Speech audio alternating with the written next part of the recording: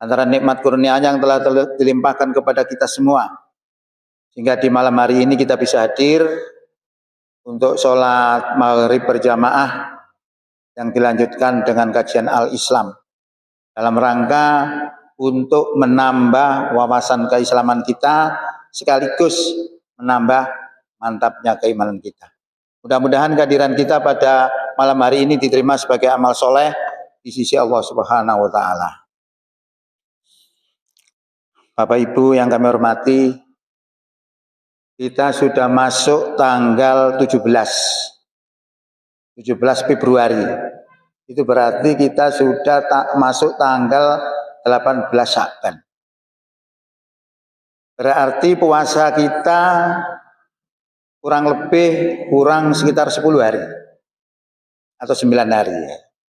Karena puasanya insya Allah tanggal 1 Maret 2025.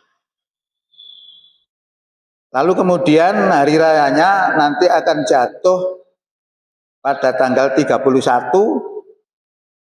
Maret 2025. Tapi ini ada dua versi. Versi yang di tanggalan Muhammadiyah itu tanggal 30. Tapi ternyata edarannya itu tanggal 31. Nah, ini jadi masalah juga. Mana yang benar ini? Nah, ini perlu kita juga tahu jawabannya kenapa terjadi seperti itu. Ternyata memang karena Muhammadiyah ini sekarang sedang merencanakan penanggalan global seluruh dunia. Ya, seluruh dunia. Padahal kalau kita ikuti dengan metode-metode biasanya pasti akan beda.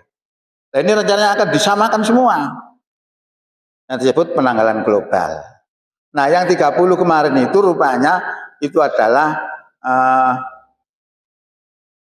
hisab dalam penanggalan global. Sudah pasti beda.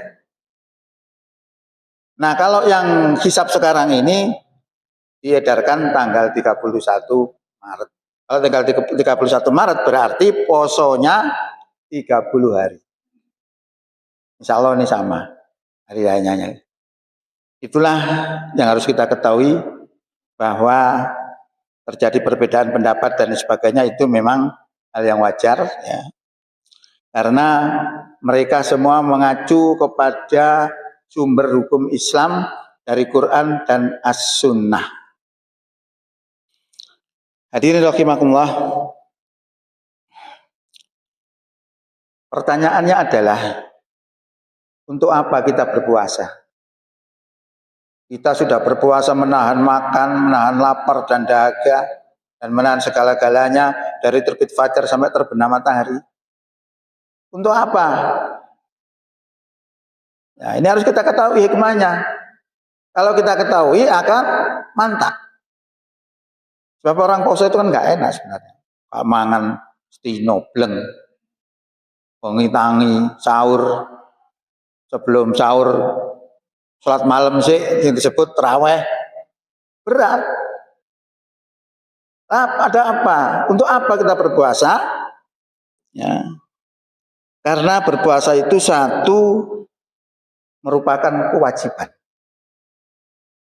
Kewajiban kita sebagai orang beriman apa terkait dengan puasa ini disebutkan di sini surat Al-Baqarah ayat 183. Ya ayyuhalladzina amanu, wong-wong sing padha iman, kutiba alaikumussyam, dan tetepno ing antaran sira kabeh mau apa asyamu poso. Bahasa Indonesia itu diwajibkan atas kamu puasa, kama kutiba kaya dene den tetepno alal ladina marang wong kang mingko balikum sadurunge sira la'alakum tatakun, supaya sira kabeh dadi wong sing takwa. Ini ada dua pelajaran. Pertama, orang dahulu juga diwajibkan poso. Cuma posonya beda. Tidak seperti kita. Kalau kita 1 bulan full 30 hari atau 29. Tapi orang-orang dahulu itu posonya 1 bulan 3 hari. Nah, setahun karena kepingin rolas berarti 36 dino. Posonya orang dahulu seperti itu. Nah, sekarang sudah diringkas jadi 1 bulan jumlahnya 29 atau 30 hari. Berarti lebih ringan 6 hari. Nah ini kita harus bersyukur, berterima kasih, lebih ringan. Termasuk aturan-aturan yang lain juga lebih ringan. Nanti kita jelaskan di ayat berikutnya. Dulu itu kalau orang itu poso, kemudian buka, terus keturun, bangun, sudah tidak boleh makan lagi. Sampai dia harus menyelesaikan puasa sampai maghrib lagi. Nah sekarang kan enggak. Kita sudah dibatasi dari maghrib sampai subuh. Ya, keturun nggak keturun tidak ada masalah sekarang. Berarti aturannya lebih ringan dibandingkan dengan yang dahulu. Maka di sini kita harus tumbuhkan rasa syukur kita. Kemudian di sini disebutkan juga la'alakum tatakun, agar supaya kamu menjadi takwa. Kalau begitu aturan dalam puasa ini sebenarnya adalah proses membentuk pribadi kita supaya menjadi orang takwa. Ya. Nah kalau takwa sudah kenapa? Kalau takwa kata Allah akan disediakan surga. Wasari'u ila magfiratim min rabbikum wa jannatin arduhas samawati wal ardu iddat lil muttaqin. Bercepat-cepatlah, bersegeralah kamu kepada ampunan dari Tuhanmu dan bersegeralah kamu kepada surga. Yang surga itu luasnya seluas langit dan bumi. Uiddat lil muttaqin, yang disediakan untuk orang takwa. Kalau begitu, poso itu sebenarnya adalah bentuk kasih sayang Allah kepada kita. Kita dikembalikan kepada jati diri kita sebagai orang yang fitrah. Orang takwa, orang fitrah itu orang beragama dengan benar. Luar biasa. Kalau kita pahami seperti ini, akhirnya apa? Yang tumbuh rasa syukur, terima kasih. Mau gak ono syariat poso, nggak tahu kita. Dosanya nggak so tertebus rasanya. Kalau kita tidak betul-betul minta ampun kepada Allah. Tapi dengan poso ini prosesnya ada. Bisa sebagai penghapus dosa dan sebagainya. Ini kan luar biasa ya. Jadi dengan puasa itu keuntungan untuk kita sebenarnya. Hadirin rahimakumullah. Posonya itu berapa hari? Kapan? Belum tahu, belum jelas ini. Tiba-tiba poso ngono tok. Belum jelas. Tadi disebutkan di sini, poso yang dimaksud itu adalah ayyamam ma'dudat. Beberapa hari yang bisa dihitung. Ini juga belum jelas kapan poso nih. Apakah bulan Syawal atau bulan Opo? Tidak jelas. Masih beberapa hari yang bisa dihitung. Pamangkana mingku maridon au ala safarin. Moko sopone wong ingatane sira kabeh maridon loro au ala safarin utawa ing atase lelungan. Jadi jika kita itu dalam keadaan sakit atau dalam keadaan bepergian kemudian tidak puasa, itu boleh. Ini bentuk kasih sayang Allah juga. Toleransi yang diberikan Allah kepada kita. Gak saklek. Toleransi kalau kita melihat ajaran Islam itu memang hampir semuanya toleransi. Babi kalau dimangan, tapi terpaksa boleh. Ini juga sama, kita kewajiban poso, tapi karena dalam keadaan sakit atau dalam keadaan bepergian terus gak poso, boleh. Tapi faidatun diganti faidatun hitungane min ayamin ukhor, hitung toko dino-dino sing liya. Jadi kita tadi meninggalkan poso sak minggu, dan nyauri sak minggu di luar bulan Ramadan. Ini toleransi di dalam masalah puasa. Ya. Walaladina yutikunahu, lan ing atasi wong-wong kang abot nglakoni poso mergo penggaweane. Misalnya pekerja tambang itu berat, masuk gua panas di situ berat ya. Atau orang tua berat melakukan poso, boleh tidak puasa, tapi fidyatun membayar fidyah to'amu miskin, memberi makan kepada seorang miskin dalam sehari. Kalau sehari memang makannya ping telu ya kasih ping telu, tidak apa-apa. Kita makannya ping telu kasih ping 3. Jadi kayak ping 10 ya Pak, boleh. Tambah api. Nggih. Faman tatawa'a sapa wong kang tatawa'a dengan sukarela khairon berbuat kebagusan. Jadi sapa wong kang dengan sukarela berbuat kebagusan lebih dari yang ditetapkan tadi, fahuwa khairul lahu, mongko ngeluwi tekok jatahe tadi, khairul lahu iku luwih bagus kanggone wong sing nambahi.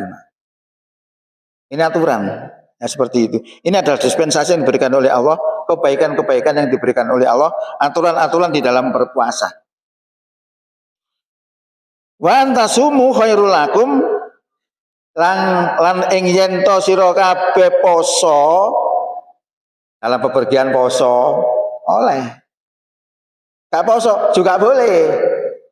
Kata Allah, jika kamu atau ing yen to sira kabeh poso khairul lakum iku luwih bagus kanggo sira kabeh ing kuntum tak lamun jika ing yen to ana sapa sira kabeh tak lamun ngerti. Nek sira ngerti iku poso iku luwih baik. Momo gak poso melaksanakan dispensasi tadi boleh. Ini kelenturan yang diberikan Allah kepada kita. Maka ajaran Islam itu luar biasa. Ya, ajaran-ajaran yang toleransinya itu sangat tinggi. Ini hanya segi masalah poso, belum yang lain. Hadirin rahimakumullah. Sekarang lebih jelas lagi kapan yang dimaksud ayam makdudat tadi. Beberapa hari yang ditentukan tadi bulan apa? Di sini ternyata disebutkan syahrul Ramadan allazi unzila fil Qur'an hudal linnasi wa bayyinatin minal huda wal furqan. Beberapa hari itu tadi adalah syahrul Ramadan, bulan Ramadan. Nah, makanya kalau kita baca Quran ngarep tok mang diwajibkan atas kamu berpuasa, meneh poso dhewe. Salah, kudu ngenteni Ramadan. Unzila fil Quran, yang bulan Ramadan itu diturunkan Quran di dalamnya. Hudal linnas, berfungsi sebagai petunjuk bagi manusia, wa bayyinatin minal huda, dan penjelasan-penjelasan mengenai petunjuk, wal furqan, dan pembeda antara yang hak dan yang batil. Itu fungsi Quran diturunkan. Quran diturunkan di bulan Ramadan. Tanggal berapa? Ada yang ingat enggak? Nuzul Quran berapa? 17. Kalau saya jawab tidak 17. 24. Kok bisa beda? Hanya kan lihat dalam Quran. Inna anzalnahu fi lailatul qadar. Sesungguhnya kami turunkan Quran itu pada malam Lailatul Qadar. Lailatul Qadar itu berada di 20 ke atas tanggal. Ini ada beda pendapat. Tapi tidak ada masalah, tapi tetap masih berada di dalam bulan Ramadan. Jadi Quran itu diturunkan dalam bulan Ramadan. Nah, turunnya Quran gimana? Turunnya Quran itu kalau kita melihat sejarah, dimulai dari Iqra. Dari Iqra urut sampai terakhir surat 5 ayat 3. Al yauma akmaltu lakum dinakum wa atmamtu alaikum nikmati wa raditu lakumul Islam madinah. Pada hari ini telah aku sempurnakan Islam sebagai agama untuk kamu, dan aku cukupkan nikmatku atas kamu, dan aku ridho Islam sebagai agama bagi kamu. Ini ayat terakhir. Tapi yang pertama adalah Iqra. Tapi panjenengan lihat dalam Quran tidak dari Iqra, tapi dari Al-Fatihah sampai An-Nas. Nah, orang tidak ada yang pernah bertanya, kenapa kok tidak ditulis dari Iqra? Kok ditulis dari Fatihah? Padahal Iqra itu adalah penjabaran penerapan Quran. Karena menurut Ibnu Abbas, Quran itu turunnya sekaligus di Minas sama Idunya. Dari langit dunia itu sebanyak 30 juz lengkap. Dari 30 juz itu tidak diturunkan Fatihah dulu, tetapi diturunkan apa? Iqra. Loh kok kenapa kok diturunkan Iqra? Karena Rasulullah saat itu sedang berhadapan dengan orang-orang Quraisy yang menganggap Tuhan itu 3. Lata, Uzza, dan Manata. Turunlah Iqra. Untuk apa? Mengkonter paham itu tadi. Dia menganggap Tuhan itu Lata, Uzza, dan Manata. Dikonter dengan Quran bahwa Allah atau Tuhan itu adalah Allah yang menjadikan manusia dari segumpal darah. Allah itu maha pemurah dan seterusnya. Itu menjawab.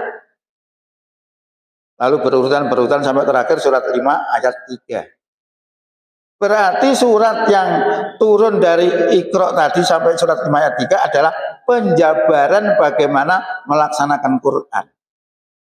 Kalau kita tidak memahami itu, pasti banyak masalah. Contoh misalnya orang itu melaksanakan Quran yang coraknya radikal.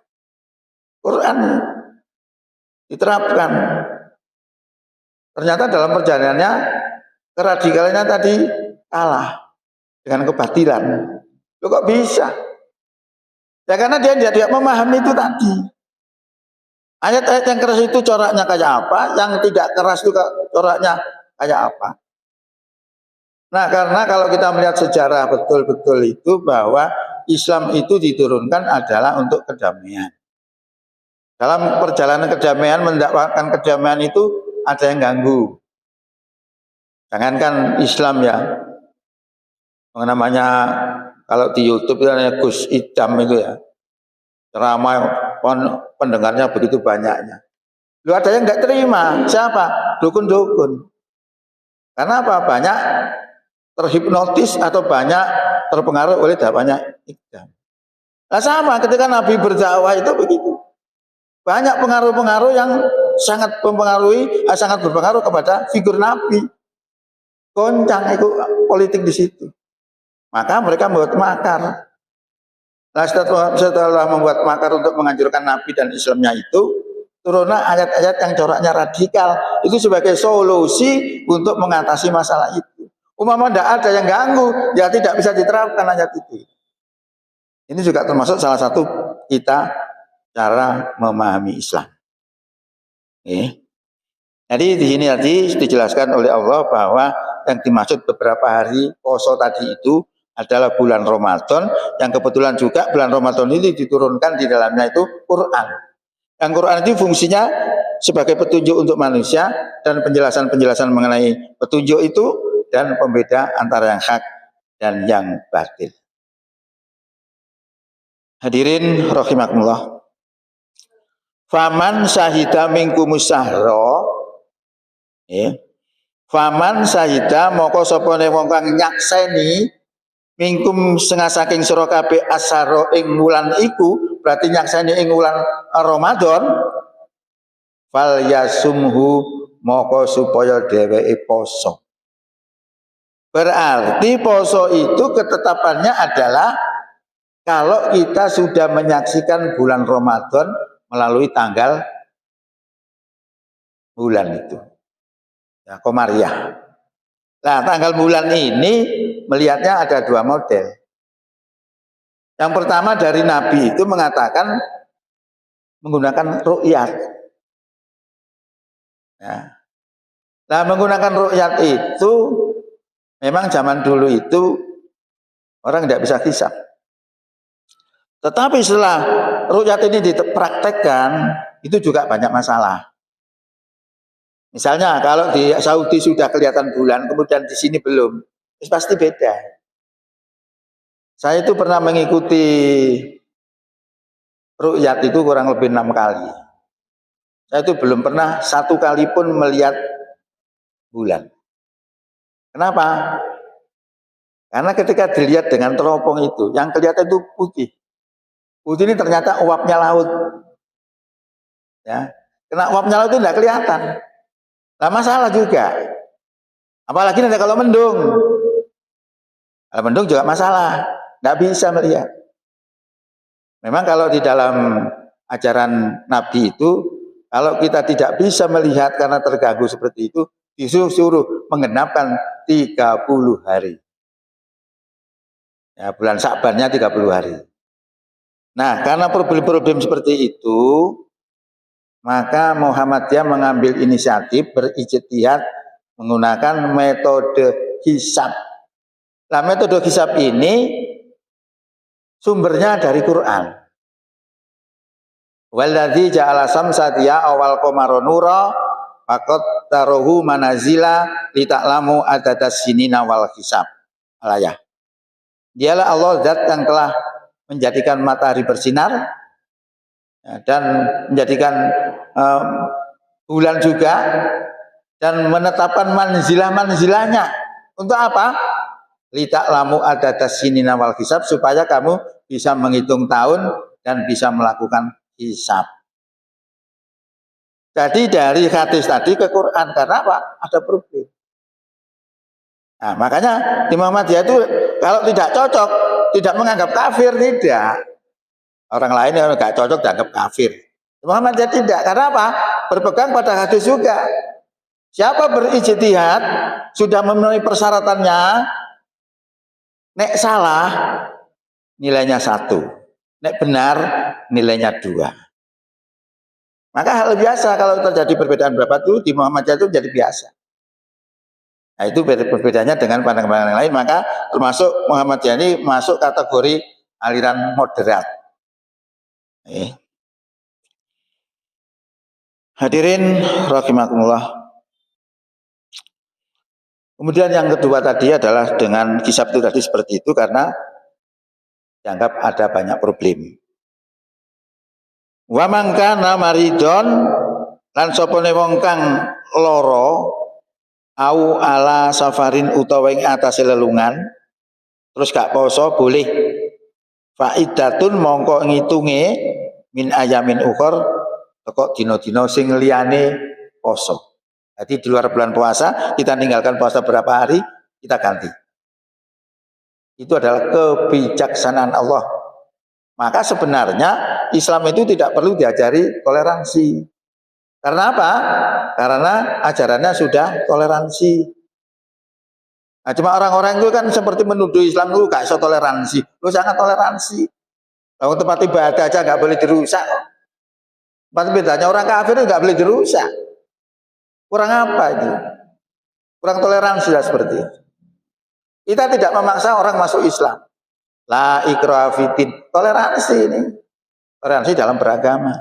Hubungan kita dengan non-muslim apakah ada toleransi? Ada. La yanhakumullahu 'anil ladzina lam yuqatilukum fid-dini wa lam yukhrijukum min diyarikum an tabarruhum wa tuqsitu ilaihim. Innallaha yuhibbul muqsitin. Sesungguhnya Allah tidak melarang kamu untuk berbuat baik dan berlaku adil kepada orang kafir yang tidak memerangi kamu karena agama dan tidak mengusir kamu dari kampung halaman. Sesungguhnya Allah cinta kepada orang yang berbuat adil. Ini toleransi dengan non-muslim. Maka tidak perlu diajari sebenarnya. Maka kalau orang itu ada yang pernah ngomong, saya dengar itu, loh nanti kalau umat Islam berkuasa, bagaimana dengan agama-agama lain? Loh kita sudah ngerti, orang itu gak ngerti agama, gak ngerti toleransi dalam Islam. Orang Islam tidak memaksa kok pada agama ini. Diajak, oke. Tapi ketika dia menolak, ya tidak ada masalah. Timbulnya kekerasan-kekerasan itu karena mereka memerangi kita. Kalau mereka tidak memerangi, ya tidak ada kekerasan itu sebenarnya. Ya. Yuridullahu bikumul yusra wala yuridu bikumul usra. Allah ngarepno marang sira kabeh kegampangan. Lan ora ngarepno sira kabeh ing kesulitan. Jadi dengan toleransi itu sebenarnya adalah memudahkan kita dalam mengamalkan ajaran Islam apapun. Makanya akhirnya muncul hukum-hukum namanya qiyas. Contoh misalnya narkoba itu haram tanda. Zaman Nabi tidak ada narkoba itu. Sekarang ada. Tapi narkoba itu kalau dikonsumsi kan bisa orang teler. Nah itu bisa disejajarkan dengan khamr. Substansinya sama, merusak akal. Setiap yang memabukkan adalah khamr, dan setiap khamr adalah haram. Setiap yang memabukkan termasuk narkoba tadi memabukkan, dan setiap yang memabukkan adalah khamr. Dan setiap khamr adalah haram. Nah, hukum namanya hukum qiyas itu hukum yang substansinya sama. Maka dikategorikan dengan khamr tadi, berarti narkoba masuk kategori khamr, maka dihukumi haram dalam pandangan Islam. Nah. Hadirin rahimakumullah. Walitukmilul iddata lan supaya nyempurnakno sira kabeh al iddata ing hitungane poso yang kita tinggalkan tadi. Walitukabbirullaha lan supaya sira ngagungno ing Allah alama hadakum ing atase apa kang Allah paring pitujuh marang sira kabeh wal alakum taskurun lan supaya sira kabeh padha syukur.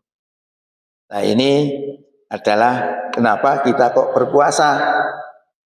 Sebagai konsekuensi kita sebagai orang mengaku beriman wajib mengikuti isi dalam Al-Quran. Karena Quran ini adalah kalamnya Allah. Zalikal kitabu utawi iku kitab la raiba fihi ora ana kemamangan fihi ing dalam kitab hudalil muttaqin pituduhe wong sing takwa. Jadi kalau kita menjadikan Quran sebagai petunjuk dalam kehidupan kita, maka kita adalah orang takwa. Nah ini begitu sama.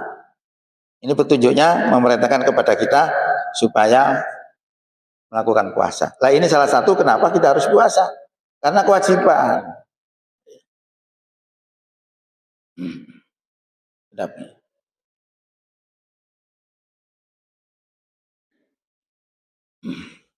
Hadirin rahimakumullah, Allah mewajibkan kita berpuasa itu adalah merupakan bentuk kasih sayang Allah pada hambanya agar kelak kita selamat dunia dan akhirat. Kasih sayang Allah. Ya.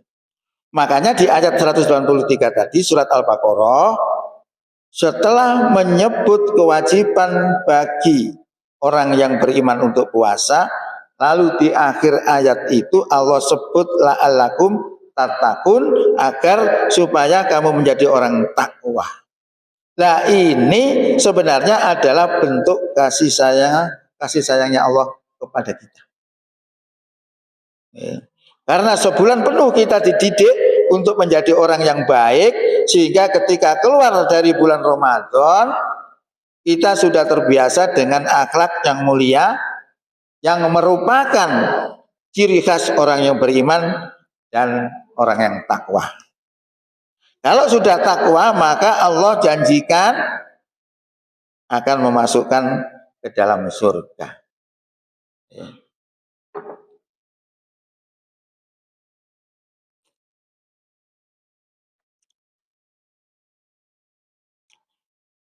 Dalam Quran disebutkan surat 18 ayat 107 sampai 108. Innalladzina amanu wa amilus sholihati kanat lahum jannatul firdausi nuzula khalidina fiha la yabghuna anha tiwala. Sesungguhnya orang-orang yang beriman dan beramal soleh adalah surga Firdaus tempat tinggalnya. Jadi kalau kita lihat dalam Quran itu yang masuk surga yaitu iman, amal soleh, takwa. Iman, amal soleh, takwa. Maka yang harus kita banggakan adalah keimanan kita, bukan kelompok kita. Justru kalau kita membanggakan kelompok, jatuhnya pada kesyirikan. Dalam Quran surat Ar-Rum disebutkan begini, wala takunu minal musyrikin, ojo sira kabeh dadi wong musyrik. Sapa wong musyrik itu? minal ladina farraqu dinahum wa kanu syi'a kullu hizbin bima ladaihim farihun. Kaum musyrik itu dalam konteks ayat ini adalah orang yang memecah belah agama mereka menjadi beberapa bagian. Tiap bagian merasa bangga dengan apa yang ada pada diri mereka. Loh, yang seperti ini ternyata syirik. Ya. Jadi kebanggaan itu iman takwa. Bahkan Allah sudah sebutkan orang yang paling mulia di sisi Allah itu bukan orang kaya, tapi orang yang paling takwa. Banyak tahu orang kaya di Quran diceritakan siapa namanya? Korun. Korun itu saking sugih sampai kunci ini dipikul sejumlah orang tidak kuat. Tapi hina di sisi Allah. Karena apa? Dia merasa sombong. Merasa bahwa kekayaannya bukan pemberian Allah tapi hasil kepinterannya saja. Maka tidak heran juga seperti kemarin Donald Trump itu begitu. Merasa congkak akan menjadikan neraka di Gaza. Seakan-akan dia mampu, terbalik, dibakar oleh Allah. Setelah itu selesai, sekarang muncul lagi musibahnya, banjir dan banyak longsor. Rumah-rumah banyak yang tenggelam.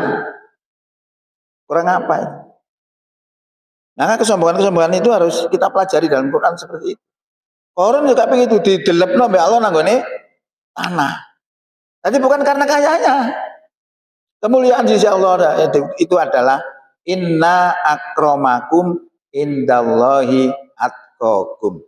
Saat temene wong kang paling mulya ing antarane sira kabeh nok ngersane Allah yaiku wong sing paling takwa.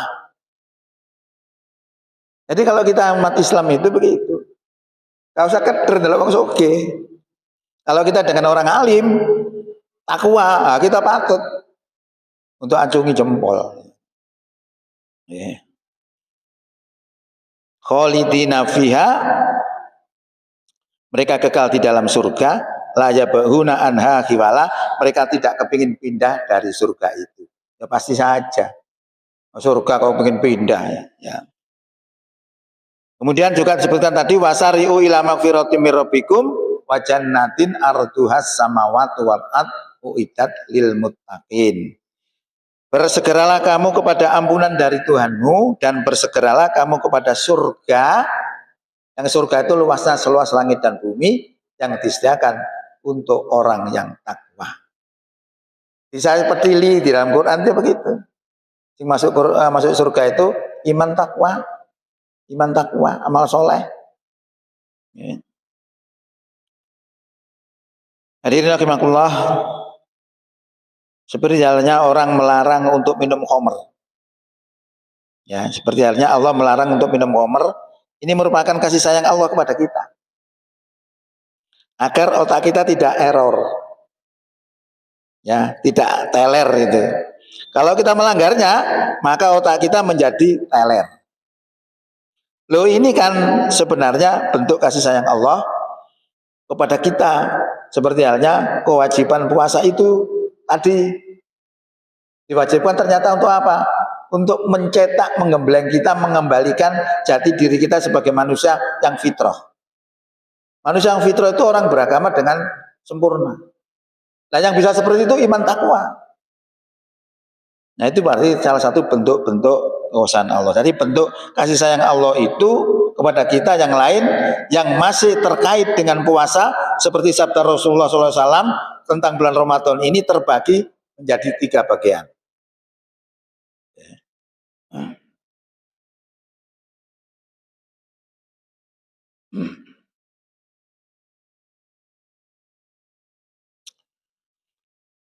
Jadi nikmat Allah yang diberikan kepada kita, kasih sayang Allah yang diberikan kepada kita itu dalam sisi yang lain itu ada 3 hal. 1, 10 hari pertama berisi rahmat. 10 hari kedua berisi ampunan atau maghfirah. 10 hari terakhir terhindar dari siksa api neraka. Sekarang kita lihat. Loh, masuk sisa ini. Sudah ya? Tahu tutup ya. Apa ini? Boleh? Adzan dulu. Ya monggo. Secara lahiriah. Ya. Jadi secara lahiriah itu 3 proses tahapan itu terjadinya proses penyeimbangan kondisi kesehatan tubuh seseorang. Kita lihat dari kesehatan. Kenapa kita kok poso? Nah, sebelum dicek badan kita sebelum poso dicek asam urate, kolesterole, gula darah, SGOT atau SGPT dicek. Bareng 10 hari pertama dicek. 10 hari pertama kondisi mengalami proses detoksifikasi alias penggelontoran racun besar-besaran. Ini tinjau dari kesehatan ya. Maka terjadi penurunan kadar kolesterol, asam urat, gula darah, dan SGOT atau SGPT secara dramatis. Di saat proses detoksifikasi, biasanya kondisi yang kurang mengenakkan badan, ya kurang mengenakkan badan bisa lemes, pusing, bahkan demam ringan, kadang-kadang juga diare, serta air kencing keruh. Biasanya poso makanya dianjurkan nek sak durunge poso wulan Saban sing akeh poso. Poso sunat Senin Kamis lah. Itu akan sangat membantu ketika kita menghadapi poso wajib. Ya. Itu semua terjadi karena ada penggelontoran racun secara besar-besaran dalam tubuh kita. Setelah bisa beradaptasi, gejala itu akan hilang sendiri. Ini penelitian kesehatan. Kemudian kita lihat 10 hari kedua, saat-saat Allah menurunkan nikmat. Selama 20 hari pertama ia mampu melatih dan membiasakan dirinya untuk tidak melakukan dosa. Salah gini. 10 hari kedua ya. Penggelontoran racun tetap berjalan tapi dengan kecepatan yang lebih rendah. Bersamaan dengan detoksifikasi kecepatan rendah itu mulai terjadilah peremajaan. Peremajaan pada bagian-bagian yang mengalami kerusakan. Pada hari ke-21 hasil lab memperlihatkan semua kadar kolesterol dan lain-lainnya menjadi normal. Berarti poso itu sehat. Dari sisi kesehatan ya. 10 hari terakhir kondisinya menuju kepada keadaan seimbang, ada penurunan tapi semakin rendah kecepatannya. Berat badan juga mengalami proses yang hampir sama. Nah, sekarang kita lihat secara batiniah. Tadi lahiriah, sekarang kita lihat secara batiniah. 1, menggelontor berbagai penyakit hati. Misalnya suka berbohong, sering menipu, membenci, sulit memaafkan, serakah, sombong, riak, dan lain sebagainya. Jika kita bisa mengatasi penyakit batiniah tersebut, maka dampaknya akan baik buat kebersihan dan kelembutan hati.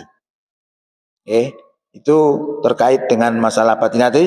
Artinya apa? Kalau dari fisik tadi seperti itu, nah kalau batiniah juga itu penyakit hati ini akan jadi hilang.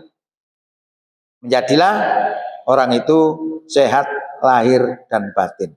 Itu kurang lebih harapan puasa ini karena masih banyak kita singkat seperti itu aja. Intinya mari kita dalam menghadapi poso ini kita sambut dengan gembira karena aturan-aturannya sudah diringankan oleh Allah dan manfaatnya juga begitu hebat untuk kita, dan juga itu merupakan kasih sayang Allah kepada kita supaya kita kembali menjadi jati diri kita sebagai manusia yang fitrah. Nah, manusia yang fitrah ini manusia yang beragama dengan lurus. Orang yang bisa beragama dengan lurus adalah orang yang takwa. Nah, kalau kita sudah menjadi orang yang takwa, Allah berjanji akan diberikan keberkahan di tempat kita berada itu. Kalau di situ terjadi berada di suatu negara, maka negara itu akan barokah. Kalau berada di suatu keluarga, maka keluarga itu akan barokah. Walau anna ahlal qura amanu wa taqau la fatahna alaihim barokatim minas sama'i wal ardh. Walakin kadzabu fa akhadnahum bima kanu yaksibun. Sekiranya penduduk suatu negeri itu beriman dan bertakwa, la fatahna, sungguh kami bukakan alaihim kepada mereka barokatim minas sama'i wal ardh, berkah-berkah dari langit dan bumi. Ini janji Allah. Allah tidak akan mengingkari janjinya. Walakin, tetapi kadzabu, mereka mendustakan, fa akhadnahum bima kanu yaksibun, maka kami hukum mereka disebabkan apa yang mereka perbuat. Ini janji Allah juga. Jadi kalau sekarang ini banyak bencana, itu karena yang banyak dosa, kemusyrikan merajalela. Maka di mana-mana kita lihat namanya bencana itu hampir tidak pernah berhenti. Ya. Di Amerika juga demikian, di Indonesia juga demikian. Solusinya adalah taubat. Taubat kembali kepada keimanan. Nah, ini momen yang terbagus ini di bulan Ramadan ini kita manfaatkan sebaik-baiknya sehingga kita tidak rugi. Jangan sampai kita di dalam bulan puasa tidak mendapatkan apa-apa. Karena apa? Sabda Rasulullah juga mengatakan, kamin soimin laisa min siyamihi ilal ju' wal atos. Berapa banyak orang yang berpuasa tapi tidak mendapatkan apa-apa daripada puasanya itu kecuali lapar dan dahaga. Nah, supaya kita tidak mendapatkan itu, kita patuhi aturan-aturan yang ada di dalam Quran dan hadis supaya kita betul-betul la'allakum tattaqun, menjadi orang yang takwa. Sekian sudah disampaikan, mudah-mudahan manfaat. Billahi taufiq wal hidayah. Wassalamualaikum warahmatullahi wabarakatuh.